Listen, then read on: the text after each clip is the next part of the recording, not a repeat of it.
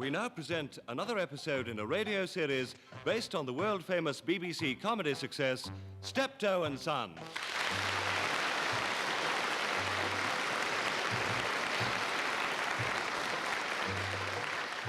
With Wilfred Bramble as Albert. Look at him, sitting there.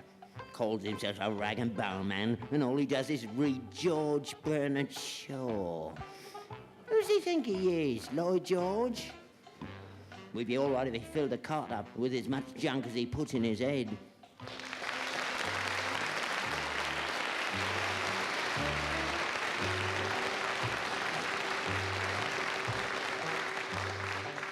And Harry H. Corbett as Harold. Oh, God. I wish he'd stop muttering to himself when he's sorting out them rags. It cuts right across my studying, it does. Oh, sure. Oh, George Bernard. How can an animal like him fit in with a picture of the man in your Nietzsche?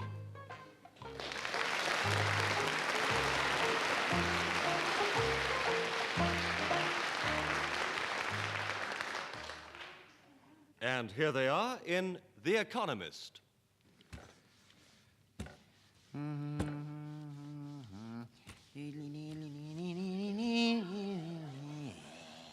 Bit of ironing makes all the difference. Nice jacket this was. Bit roomy, the pockets want seeing to, but still very nice. Harold! What is it now? I wish you'd stop reading when I'm talking to you. Eh? Not bad, is it? This jacket? Yeah, do me a nice turn, this will. Where'd you get it? I don't know. Down the road somewhere. It's a nice bit of material. Ah, what do you think? Not a bad fit, eh? Very nice. Hello, what's this? Fair old pullover. Lovely. You got hold of some good stuff today. Look better with an iron run over it. Are you keeping all that? Yeah, there's some good stuff here. I sorted it all out. This ain't rags. There's some good items, these are. There's years of life left in these. You're going to iron all that sack full, are you? Yeah. What for?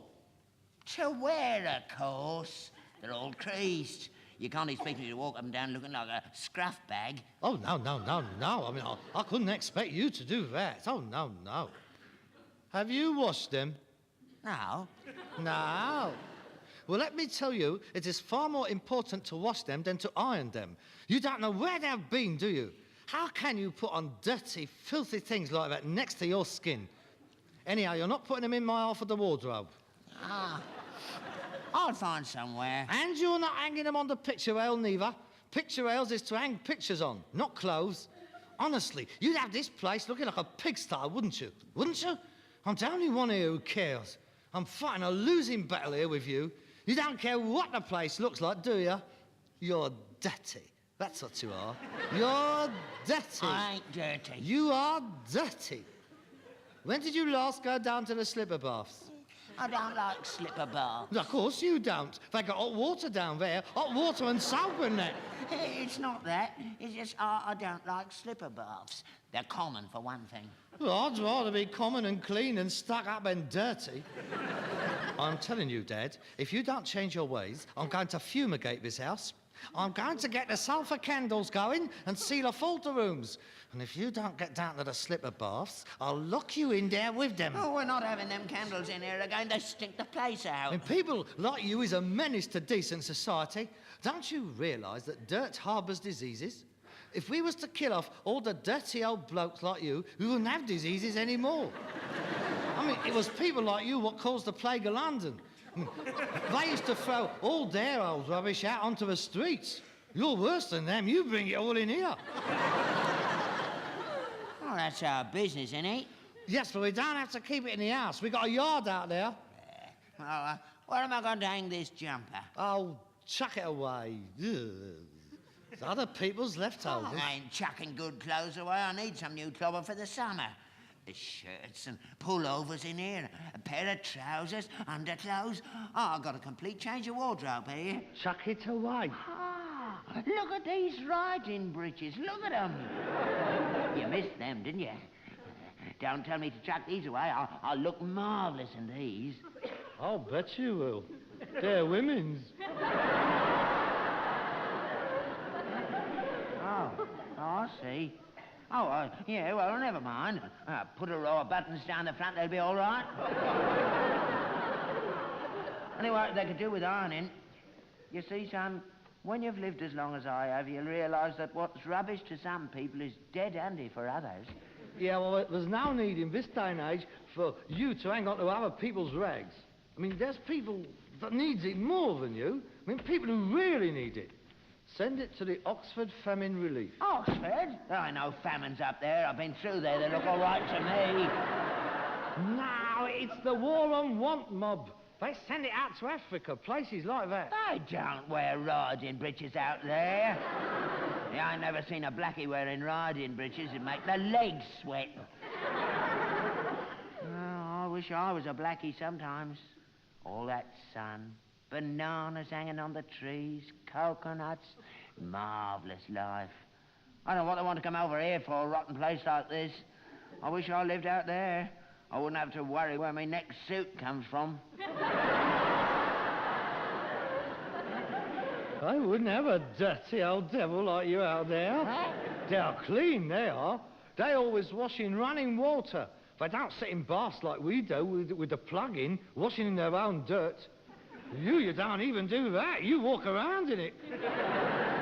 I'd be better off there than I am here. I wouldn't have to be doing this. You don't have to do it now. I've told you before, you'd have enough money to buy new clothes if you'd let me run this business properly. Now, don't start that again. Well, it's true. I mean, give me a free hand for a month. 1 month. That's all I asked. Let me run the business as I want to. And you soon see the difference. I mean, look at you.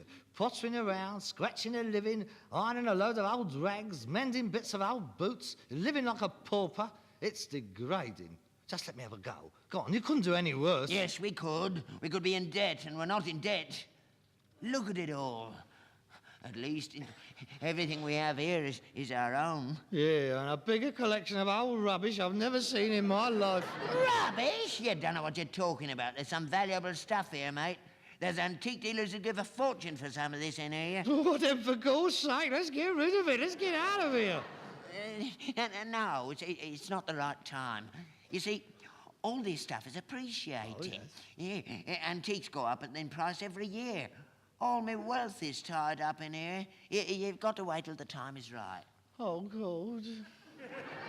He lives in a world of his own. Oh, Dad, there ain't nothing in here. No antiques, nothing. Look, if I was a junk man calling here, I wouldn't give you 20 quid for the lot. And that includes the horse and cart. Yeah, what do you know about it? You wouldn't know an antique if it was put under your nose. Those Regency sofa tables are there are fetching 500 knicker a piece up in the West End. Regency what? Sofa tables. Regency? Them?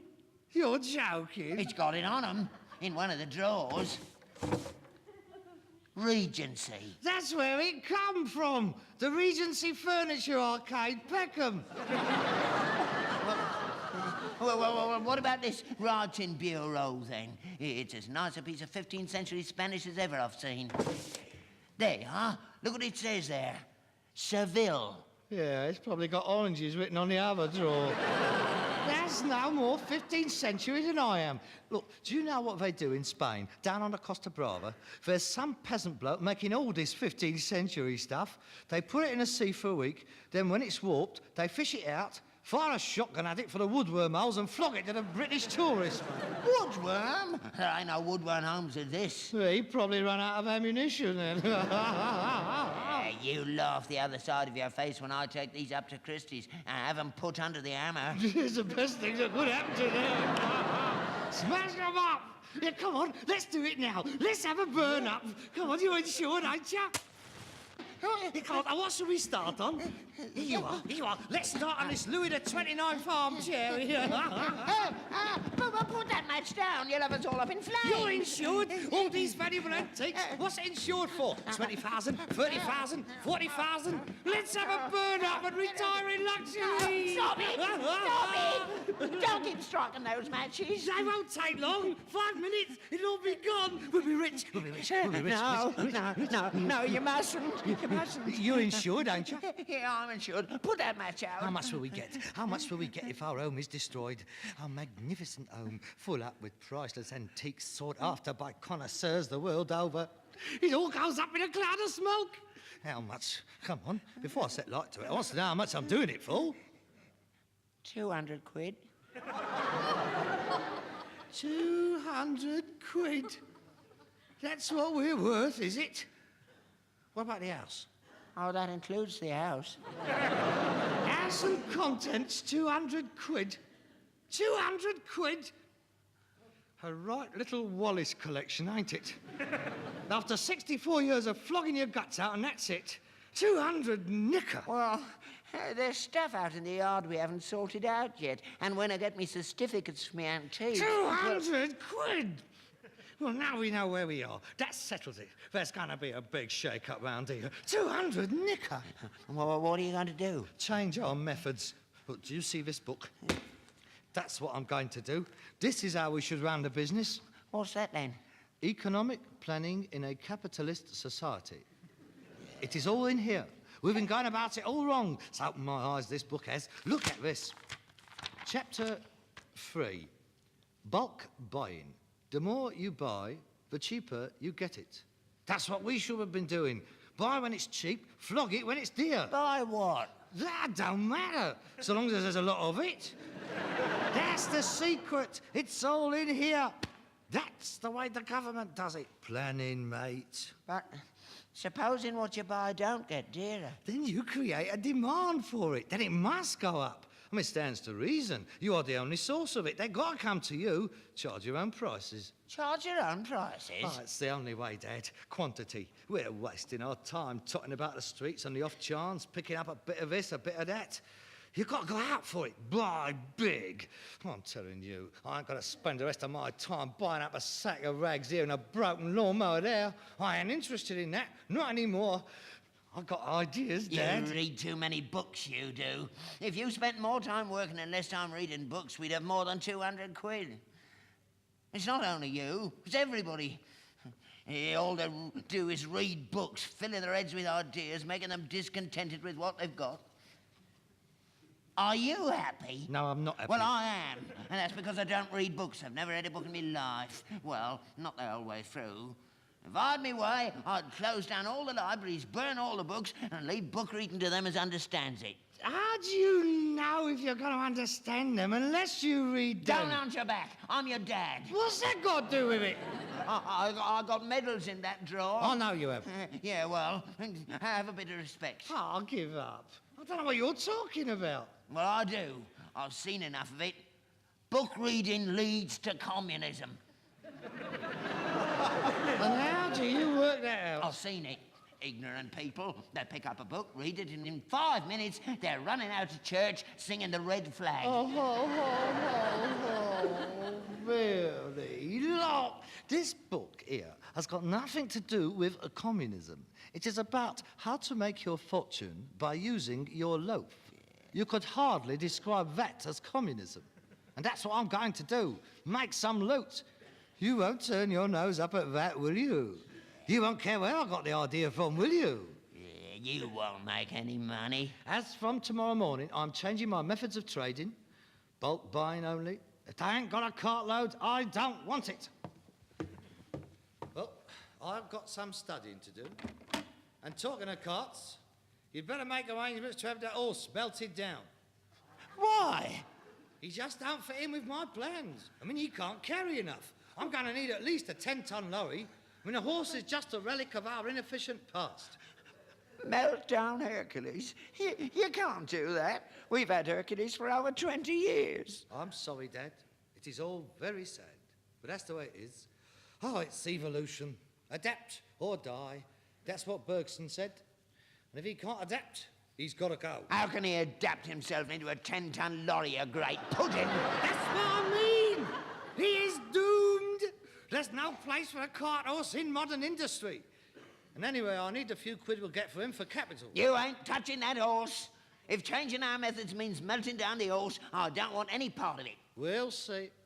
A few pound notes in my hand with your name on, and you carry him down to the knacker's yard yourself. Good night. I bet that horse has him first. He's only waiting his chance. One of these days, he's gonna get a hoof right in his cake hole. Serve him right, too.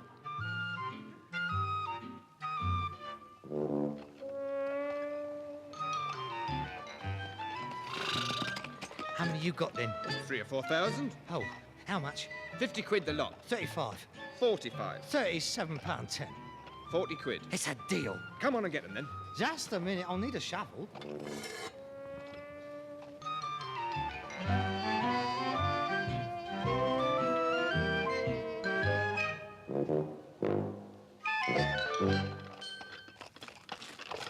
I'm heading for the lost round-up. Knocks you won't back it. What's under that tarpaulin?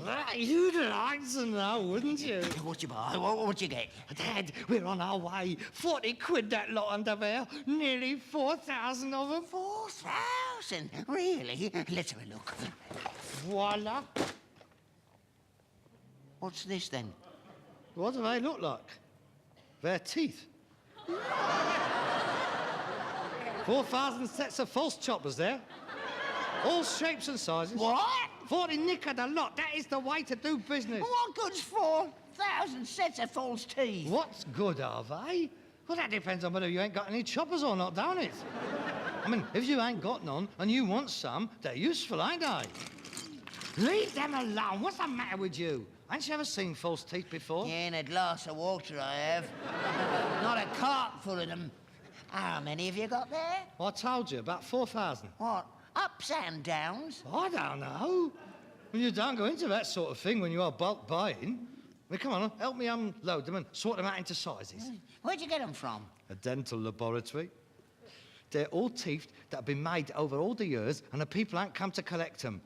I mean, they've either died or went abroad or they didn't fit properly. There's a few dozen export rejects, too. So they decided to have a clear out. Here, hold the sack open and give me that shovel. You're not having them in the house, are you? In the house? Well, of course I am. What is the matter with you? I mean, you've got to get them under cover. It might rain. You ain't bringing them in my house. I ain't sleeping in the house with 4,000 sets of false Amsteads lying about. It's grisly. They're not going to hurt you. I mean, they can't bite. Not natural. I know they're not natural. They're false ones. That's what I bought them for. Oh, that sack open. I ain't touching them. It's horrible. It's like Burke and Hare. It ain't like Burke and Hare. These is teeth. False choppers. Unused. Never seen the inside of a mouth. These, my old son, are the gateway to our fortune. What are you going to do with them? Sell them. Who to? Who do you think? People who ain't got no choppers of their own, of course. People ain't going to buy them. What about the National Health Service? They can go to a dentist and get a pair made to measure. They aren't going to buy choppers made for other people. Look, it costs a nicker on the National Health. We can do a brand new set, suit every mouth, for £5 bob a time. That is 1,000 nicker on a 40 nicker layout. That is the way to make money. Oh, look at them. Oh, there is some marvellous choppers amongst them. I mean, some people would give a lot to have a mouthful of them. Oh, they're all good teeth, you know. I mean, there's no rubbish. It's all quality stuff. Look at the workmanship. Bite through anything, they would. Now, they cost pounds to make. Ministry of Health specifications, you know. I mean, this must be the biggest bargain of the year. What about you? Do you want a pair? I ain't wearing other people's teeth. I keep telling you, they ain't other people's. They ain't never been used. Here you are. Now, here's a nice pair. Suit you lovely, those would. Don't you come near me. Very distinguished, handsome set of choppers they are. It's about time you had some decent ones. Take them away. I ain't putting other people's teeth in my mouth. £5 bob, that's all it'll cost you. I'll give you 3 and 6 on your old ones. There you are. I can't be fairer than that, can I? Clear off. Get them out of here bringing home things like that. It's disgusting. I can't understand you. You wears old rags that have been worn by other people, but a set of choppers that ain't been worn by anybody, you turn your nose up We at. all got our principles. Handsome they are. Oh, they could have been made for a film star, these. Perhaps Burt Lancaster. No, I don't care who they was made for. I ain't wearing them. Please yourself. Other people will. Ah, you wait till the word gets around. There'll be a queue of gums outside here a mile long. Come on. You ain't keeping them in my house. Right, just clear the table, would you? Here, mind the loaf. Hey, look out, there's sardines left in that tin. Now, let's get them sorted out. Uppers, downers, full plates, half plates and singles. You've wasted your money. You'll never get rid of them. You got no imagination, have you? I mean, you've never been a man of vision, have you? So they don't sell well over here. There's a whole world to choose from. Do you realise that 2/3 of the population of the world ain't got 2 halfpennies to rub together? They're starving. Well, if they're starving, what do they want choppers for, then? That is a very callous remark to make. They are as entitled to have choppers as much as you are. Anyway, they might be cannibals, eat each other. And I wouldn't fancy a cannibal's chances without any teeth. Well, it's a big disgrace, that is. And we'll be helping Britain export or die, sell abroad. How would you like to be in charge of the export department? No, I don't like it. There's some things I just can't deal in, and teeth is one of them. Well, suit yourself. I'll keep all the profits myself. No, you got them. How are you going to get rid of them? Advertising? What? On telly? £1,000 a minute, that's right. That's all my profit gone for I start. No, I think I'll put some small ads in the papers. For Times. Oh, that's a good one. I should think that's read by more hard-up people than any other. Yes, the Times. For sale. 4,000 sets of unused choppers. Apply at Steptoe and Son. Don't sound right somehow. Not for the Times. No? Well, perhaps you're right. I'll have to sit down and work something out. Now, let's have a real think now. Yes, I've got it.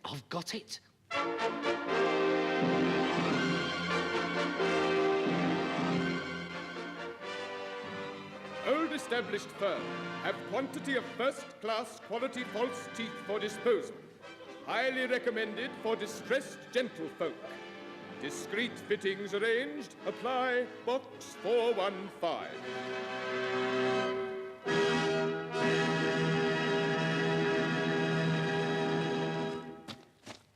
What are you doing in the yard all dressed up like that? This is my golfing gear. What are you up to then? I'm practicing my putting, Father. It's very important. As Arnold Palmer says, games is won or lost on the putting green. Yeah, it's daft. You don't have to get in a jam jar on a putting green. That is merely to simulate the hole. Now, would you mind shutting yours? Missed. Well, he would have gone in if it wasn't for you yakety-yak putting me off. Is that all you got to do? Very shortly, mate. This is all we'll be doing all day. Pass me the number 3 iron, would you? Have you got any answers to your advert yet? No, not yet. Hey, you've got to give it time. How much time do you want? You put it in a week ago. 5 days. Well, 5 days then. We haven't earned a penny since you brought them teeth home. We can't live on fresh air, you know. Go out on the cart while you're waiting and earn some money. Don't laze about in here all day, banging balls about the yard. I've told you I cannot go out on the cart. I mean, I can't leave the yard. What if some customers turn up? I've got to be ready for them. You ain't gonna get any customers. You bought a pup, I told you that. You threw 40 knicker down the drain. People aren't going to buy second-hand teeth. Don't keep calling them second-hand teeth. Well, that's what they are. I think I'll try some putting shots from over there. Yeah, and what about Hills? He ain't had no exercise. He ain't been out of the shed for a week. Do him good. Put some meat on him. Go on, get back in the house. Get some dinner going. Oh, yeah, you want your grub. You're not bringing anything in, but you want your grub. Where am I supposed to get money for food, eh? You got plenty of money. I have not. I haven't got any money. I'm broke. What's in that box under the floorboards, then? What? That's it. Go on, hide it somewhere else. If any of them's missing, I'll have the police on you. Don't worry, I'm not after your rotten money. If you're not after it, how do you know I always keep it hidden? I don't want it, mate. I've got plenty of my own coming soon. I'll have more than that tatty bundle of 5 as you got up there. Not from those teeth, you won't. 40 quid down the drain, that is. They saw you come in, mate. You won't make any money, you ain't got any brains. A rotten rag and bone man you've been all your life, and a rotten rag and bone man you'll always be. Don't throw things at me! Ah, you silly old twit. Of course I shall sell them. I shall make a bomb, I shall. Like it says in the book. Bulk buying it is the only way. I'll make a bomb. I mean, there's more than one paper to advertising. I'll just try a different one, that is all. Sacrifice. £40 or near offer. 4,000 sets of false teeth. Chance for someone. Genuine bargain. £10 or near offer. 4,000 sets of false teeth.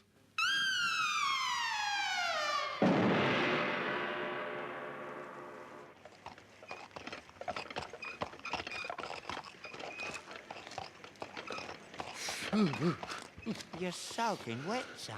So would you be wet if you'd been sitting up there behind that steaming great backside all day? There you are. You can do it if you try. Nice cartload. Much better than all that bulk buying idea. I'm glad you had the sense to come back to what you know. Rags and bones. That's our game. Stick to that and we can't go wrong. Yeah. It's knowing when to stop, and that's what you've done. Now then, take off that tarpaulin and let's have a look what you got. And then you can come inside and have a nice hot cup of tea. Well, look, Dad, I want to have a word with you first. What? What's the matter? You haven't been made more teeth, have you? No, of course I have. What's the matter with you then? Well, that £10 you gave me this morning, you know, to buy rags and stuff. Yeah? Well, I spent it all. Ah, that's all right, as long as it's worth it. Let's have a look. Take off that tarpaulin, for heaven's sake. All right, Dad.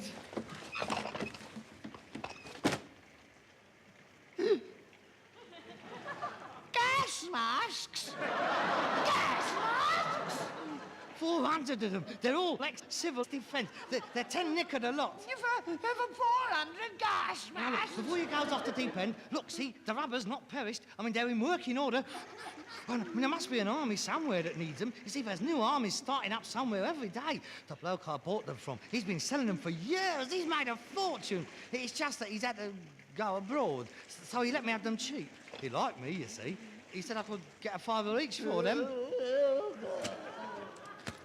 Oh, look, Dad, I mean, Don't look, come near this me. way. Look, there's no need to take this sort of attitude. We still got the teeth. Oh, no, we still got the teeth, but look, we can make a special offer. A set of teeth with every gas mask. Now, Dad, don't be like that. Oh, look, listen, Dad, you can't go wrong with war weapons. I mean, you ever heard of an arms millionaire going broke? Have you? I mean, try and see it from my point of view. Oh, Dad, don't be like that. Oh, Dad, look, we could become another Otto Krups. Please, Dad, we could make a fortune. Dad.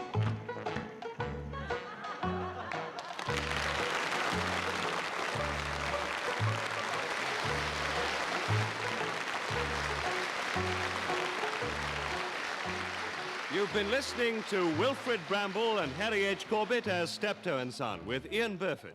Written by Ray Galton and Alan Simpson, adapted for radio by Gail Pedrick, and produced by Bobby J.